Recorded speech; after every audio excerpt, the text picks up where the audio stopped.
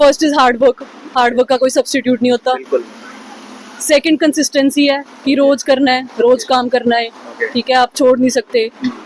तो स्पीड अच्छी होनी चाहिए, कंटेंट अच्छा होना चाहिए। बस ये है कि जब आप मॉक्स कर रहे हो तो साथ साथ में उसी आप सब्जेक्ट के PYQs भी देख लो। कोई भी जो अच्छे टीचर हैं ऑनलाइन उनका कोर्स लो और सारी क्लासेस लगाओ और वो जो आपने क्लासेस लगाई हैं उनको रिवाइज करो। अच्छा। और उसके बाद आप टेस्ट दो, मॉक टेस्ट, और जो वो मॉक टेस्ट है उनके भी रिवाइज करो आप कॉन्सेप्ट्स। मॉक ऑफलाइन देना इंपॉर्टेंट है या ऑनलाइन, कौन सा बेटर होता है आपके हिसाब से? नमस्कार जी, जैसे कि जानते हैं सिविल सर्विस का इंटरव्यू चल रहा है। हमारे बीच में एक एस्पिरेंट है जो इंटरव्यू देकर के जस्ट अभी बाहर आई है। मैं इनसे बात करता हूँ, इनका एक्सपीरियंस और इनकी स्ट्रेटजी आपके साथ शेयर करता हूँ। मैम कैसे हैं आप और आपके किसके बोर्ड में था इंटरव्यू अभी? Sir, I'm fine. My interview was with Sanjay Verma board. Okay Yes, sir. Okay. अगर आप कुछ बाइलिंगुअल हम रखेंगे, हिंदी मीडियम और इंग्लिश दोनों रखेंगे, ठीक है? कैसा रहा इंटरव्यू का एक्सपीरियंस? कुछ क्वेश्चन अगर आप रिकॉल कर सकें, कैसे क्वेश्चन आए, कहाँ से आए थे? सर इंटरव्यू बहुत अच्छा था मेरा, and because it's my first attempt, तो आई थिंक कि मेरे हिसाब से it was good. But sir I can't share the details because उन्होंने वहाँ पे लिखा हुआ होता है कि don't share the interview details. Okay. So but on my side it was very good. कुछ हम प्रिपरेशन स्ट्रेटजी पे तो बात कर सकते हैं, प्रीलिम्स मेंस इस सब पर बात कर सकते हैं। ओके, इस बार का प्रीलिम्स 25 तारीख को है, जो इस बार प्रीलिम्स दे रहे हैं। अभी जो भी समय बचा है इन दिनों में उस स्टूडेंट का क्या अप्रोच होना चाहिए आपके हिसाब से पढ़ने का? राइट नाउ इट्स जस्ट कि रिवाइज करो जितना ज्यादा आप कर सकते हो, बिकॉज जो आपने पढ़ लिया है that's enough. Just revise and solve मॉक्स and revise the मॉक्स very thoroughly. जो आपके जो टेस्ट होते हैं तो उनमें जो बाद में सोल्यूशन दी होती है तो उनको अच्छे से रिवाइज करो एंड जस्ट बी कॉन्फिडेंट, हो जाएगा। मॉक ऑफलाइन देना इंपॉर्टेंट है या ऑनलाइन, कौन सा बेटर होता है आपके हिसाब से? सर वैसे मेरे मुताबिक I think offline is better, but if you can't, अगर आप नहीं जा सकते तो ऑनलाइन में there is no problem. But online में ये होना चाहिए कि फिर आप डिसिप्लिन से, like you should devote your time to it.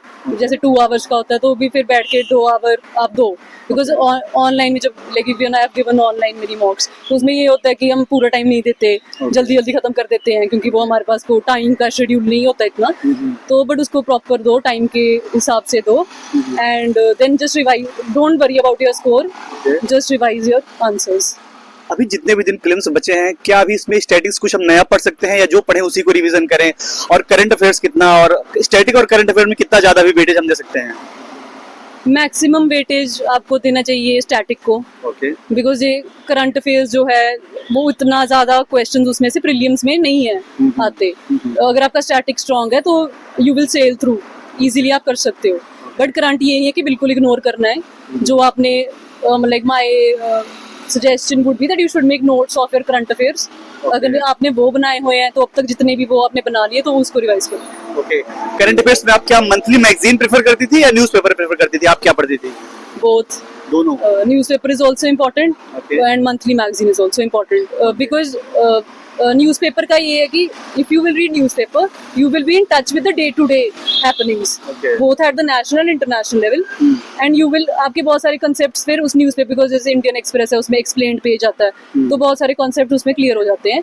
But magazines का एक अलग वैल्यू एडिशन है, उसमें इंस्टीट्यूट्स ने अपनी तरफ से वैल्यू एडिशन की होती है, तो that also you should read. I would say कि दोनों चीजें आर इम्पोर्टेंट। मैम कुछ सीसेट पे बात करेंगे। सीसेट बहुत टफ होता जा रहा है, बहुत कॉम्प्लिकेटेड होता जा रहा है, बहुत स्टूडेंट फेल हो रहे हैं। सीसेट आप कैसे प्रिपरेशन करती थी, आपका क्या स्ट्रेटजी था, और आने वाले बच्चों, अभी जो एग्जाम है 25 तारीख, उसको सजेशन आप क्या देंगे उन बच्चों को? CSAT, I would say my maths is also weak. Okay. But then you have to work on it because you can't avoid it, because CSAT is a very important part of the prelims exam. Okay. So for that you should choose one coaching, or suppose if you're going to coaching में जा रहे हो तो एक coaching में जो आपके teacher है उनको चूज करो आप, या फिर ऑनलाइन कोई भी अच्छी, आजकल बहुत मिलते हैं कोर्सेज, कोई भी जो अच्छे टीचर है ऑनलाइन उनका कोर्स लो और सारी क्लासेस लगाओ, और वो जो आपने क्लासेस लगाई हैं उनको रिवाइज करो।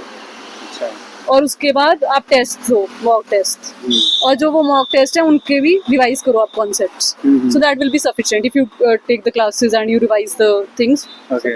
इस पूरे जीएस और सीसेट में पीवाईक्यूज की कितनी बड़ी भूमिका आप मानती हैं, और पीवाईक्यूज करने का क्या सही तरीका हो सकता है आपके हिसाब से? PYQs are important for any exam, and especially for UPSC. I think PYQs are very important. Strategy, I would not say that there is any particular strategy of doing PYQs. बस ये है कि जब आप मॉक्स कर रहे हो तो साथ साथ में उसी आप सब्जेक्ट के PYQs भी देख लो, ठीक है। बस यही है कि साथ साथ में देखते जाओ, कोई ऐसी पर्टिकुलर वो नहीं है स्ट्रैटेजी। कुछ मेंस पे बात करेंगे जो सादा क्रूशियल फैक्टर होते हैं मेंस में। आपका ऑप्शनल इथिक्स और आपका एसे का पेपर होता है जो मार्क्स गेन कराते हैं। आपका इन पे क्या अप्रोच था, कैसे आप स्ट्रेटजी बनाई और आने वाले स्टूडेंट को आप क्या सलाह देंगे जो अभी प्रिपरेशन कर रहे हैं या 26 में एग्जाम देना चाहते हैं उनको? स्पेशली मैं एसे और इथिक्स में जानना चाहूंगा। See mains is I think the biggest, Hindi रखे क्योंकि जो ज्यादा बिगेस्ट स्किल है, वो मेरी हिंदी थोड़ी इतनी अच्छी नहीं है। Okay. जो बिगेस्ट स्किल है मेंस की वो आंसर राइटिंग है। अच्छा आंसर राइटिंग मतलब आंसर राइटिंग में बहुत स्किल्स आती हैं। फिर एक तो कि आपकी स्पीड अच्छी होनी चाहिए टू कंप्लीट द एग्जाम, क्योंकि पेपर ही नहीं कंप्लीट होता कई बार है ना हमारा।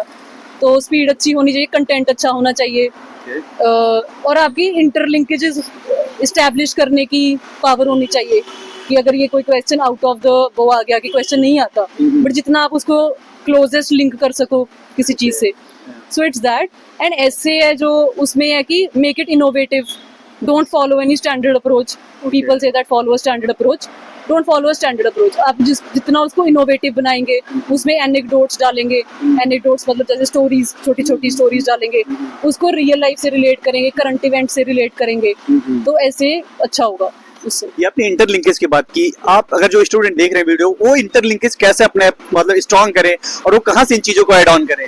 सर इंटरलिंकेजेस बनते हैं करंट अफेयर्स करने से। ओके करंट अफेयर जितने करोगे आप, रोज न्यूज़पेपर पढ़ोगे, तो अगर आपने न्यूज़पेपर पढ़ा और आपने फिर उसके बाद कोई स्टैटिक कॉन्सेप्ट पढ़ा, तो आप सोचोगे कि ये मैंने न्यूज़ जो पढ़ी थी ये इस स्टैटिक कॉन्सेप्ट से लिंक हो रही है। सो ऐसे you have to link the current and the static. Okay, बस लास्ट क्वेश्चन, लास्ट एक दो क्वेश्चन और लेंगे। आप स्टूडेंट को क्या एडवाइस देंगी जो प्रिपरेशन कर रहे हैं, और आप कैसे अपने आप को मोटिवेट रखती थी, कैसे अपने आप को कंसिस्टेंट आपने बनाए रखा, डिसिप्लिन आपका क्या था, इन सब पे आप जरूर स्टूडेंट को अप्रोच और suggestion. See, motivation, my sister is there. Okay. She always motivated me. Okay. So I think she is my motivation. I think your family is your biggest supporter. Okay. They should motivate you. और बस यही है कि ज़्यादा सोचो मत। अगर सोचने लग जाओगे होगा नहीं होगा, Okay. फिर तो बहुत स्ट्रेस में आओगे। बस रोज अपना शेड्यूल बनाओ और काम करते जाओ। लास्ट मैसेज क्या देंगे? Last message to video aspirant, दो तीन आप क्वालिटीज बता दीजिए जो आपको लगता है कि ये होनी चाहिए आप इस सिविल सर्विस पास करना है तो। First is hard work. Hard work का कोई सब्स्टिट्यूट नहीं होता। बिल्कुल। सेकंड कंसिस्टेंसी है कि रोज करना है, रोज काम करना है, Okay. ठीक है, आप छोड़ नहीं सकते। Hard work, consistency, and third I would say trust yourself. Okay, अपना कॉन्फिडेंस मत गिराओ, अपने आप पर ट्रस्ट करो Okay. और सब हो जाएगा। Thank you so much joining. Thank you.